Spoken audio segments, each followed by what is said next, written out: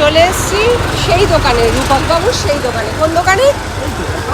হ্যাঁ হ্যাঁ, এই দেখো বন্ধুরা, এখানে জিলিপি, জিলিপির জন্য স্পেশালি এসছে, তাই তো?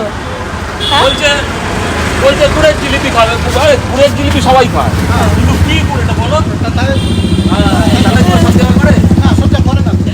না সত্যি তাই, তালের গুড়ের জিলিপি একমাত্র এখানেই পাওয়া যায়, আর খুব টেস্টি, ভীষণ টেস্টি। আগে টেস্ট করছে, আগে টেস্ট করুন তারপর। হ্যাঁ একদম, দাও নিয়ম আছে, আগে খেতে আমাকে হবে। দাও।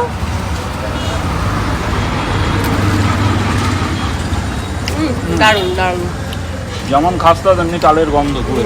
একদম কোনো চিনি নাই, না, একদম পিওর তালের গুড়ের।